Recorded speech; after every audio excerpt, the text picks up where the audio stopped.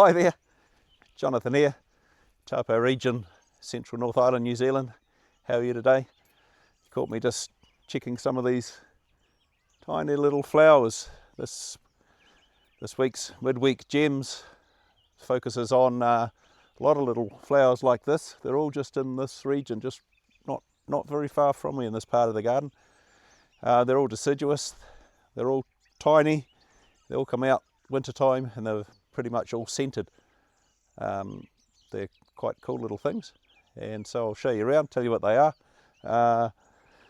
If you've got room for some of them, I reckon they'd be a good addition to your garden. They're deciduous, like I said.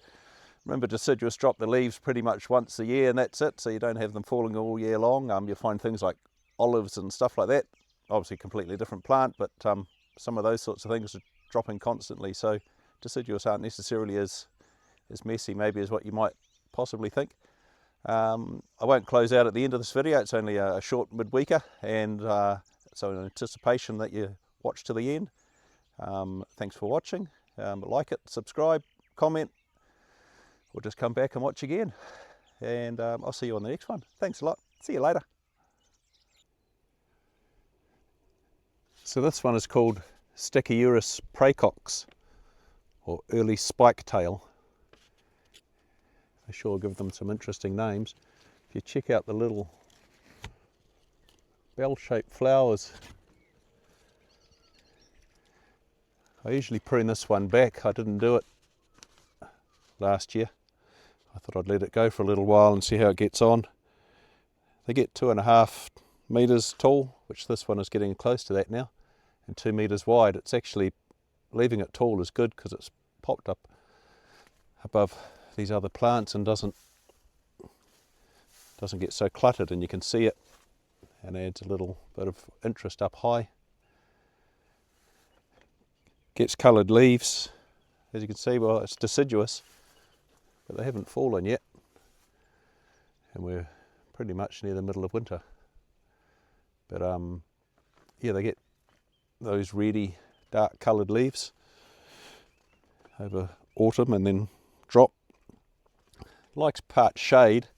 It hasn't really got part shade here. As you can see, it's on the edge of this garden, and that's north out there, so seems to be doing all right. I guess when it was shorter it was getting some shade.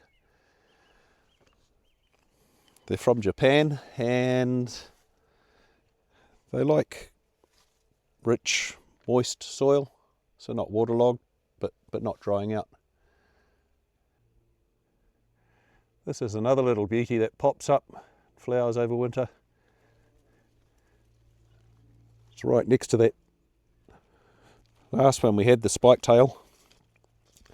This is Chimonanthus praecox. Has a common name, winter sweet. Has a spicy perfume, that little flower. A deciduous plant again, it's from China.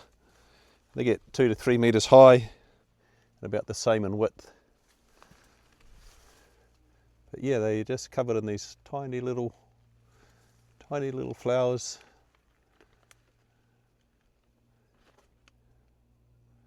I'm actually thinking of moving this one. It's a little crowded in here. Just looking at it now, it looks all right, but maybe if I clear around it just a little bit. I did cut some of that early spike tail back just the other day to make some room around it. Doesn't get a lot of sun in here, I don't think. I guess summer it would, but I guess it's going okay. Just feel that I don't see it very much hiding in here, but I might be able to do some trimming and pruning around a little just to make it easier to see. Yeah, but that's another nice little one to get if you've got a bit of space for a deciduous tree to hide somewhere, and it has these nice green leaves for the rest of the year. As you can see, it's still got them now, even though it's winter, but I'm pretty sure this week might frighten some of the plants to throw their leaves off as it cools down. I find this tree quite a cool one. Parrotia persica. It's Persian ironwood. I like the shape. Goes all over the place. I've never pruned it. We've got a few of these on the property. I did cut some bending and tangled rubbing branches off one of them, but I think this one doesn't look too bad. So it's deciduous, obviously, but it gets all these little red flowers all over it, almost like miniature purakawa flowers, which is the Deciduous excelsa. I'll just see if I can, they face the ground a little bit, so I'll just try and turn one up, see if we can get into them. But yeah, look at that. As you can see, they're probably not even as big as my fingernail, my thumbnail there. The first couple of years didn't have any, then it got more flowers as time went on, and you couldn't really see them until you came up close to it. Find it on here, there we are. But now it's probably getting close to 8-10 years old in the ground. Here it was a small tree when we put it in, but with the naked eye, it might be hard with the camera. There we go. You can see there's quite a few flowers all over it. You keep thinking that it's springtime, but it's actually a winter flowerer, so it's right on target. Yeah, they're quite a cool looking plant. They've got autumn colour when they've got their leaves over summer and get ready for autumn, which is oranges, yellows and crimsons, so quite vivid colours, not bright, but those real dark autumn colours that you get. And can handle the heat, handles the dry, handles the cold. It's like the perfect plant. They're from northern Iran. Yeah, so that's quite nice form without the leaves. Yeah, Parrotia persica, Persian Ironwood.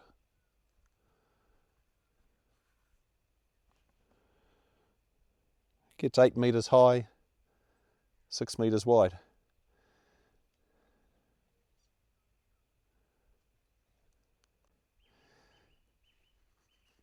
So this is an interesting one, another deciduous tree. The deciduous are great because they can handle the frosts, so that's why we've got a few deciduous things. And most of these in the garden that I've been showing you are now cream garden. I guess they're yellowy, creamy colour. I didn't want to admit they were yellow, so we call it the cream garden. But a lot of them slant towards the yellow colours. This one's Edgeworthia grandiflora, which is common name paper bush or yellow Daphne. And these have real cool flowers. We'll get in close on one of those. They slowly open up to all yellow. There's one in there still opening up. This one in the front, you can see just starting. I don't think I've got any fully open just yet. But they're quite neat. I'll put my hand in behind it just so you can see how big that bunch is. There's 4 on there. So they're reasonable size, especially once they start opening up. You can definitely see them when they're all in full flower, but they look quite interesting just with those changing colours of the yellow, but still the new buds coming as well.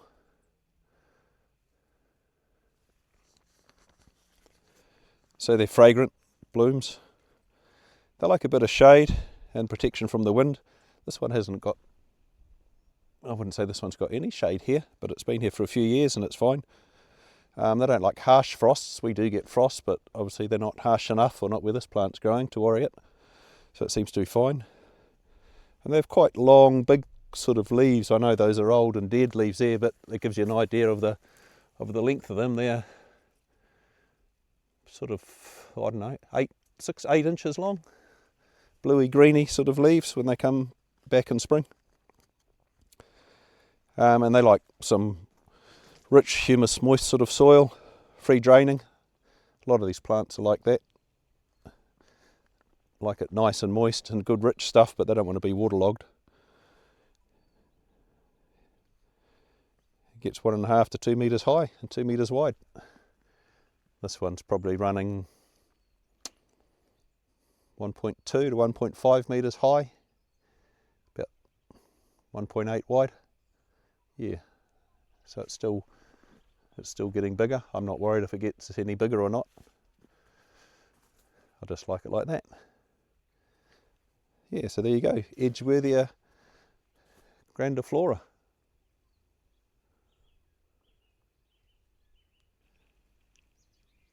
This is one of my other interesting winter into early spring flowers. This is Hamamelis Arnold promise. Witch hazel is its common name. It's sweetly fragrant scent to the flowers. It likes full sun to partial shade, possibly not full afternoon sun in summertime. Ours is a little bit shaded here possibly from the trees around it, but nothing, it's not under big trees, it's sort of next to a couple that are similar or a wee bit higher. It's deciduous obviously, it's a vase shaped sort of a plant. It gets about 1.5 metres to 3 metres wide in 10 years. This one's possibly maybe 6 years old, it's been here.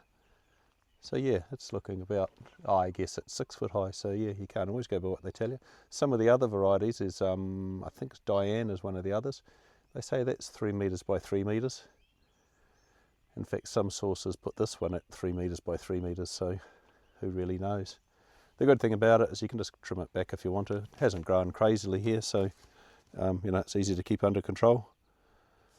But quite cool with those spidery yellow little scented flowers.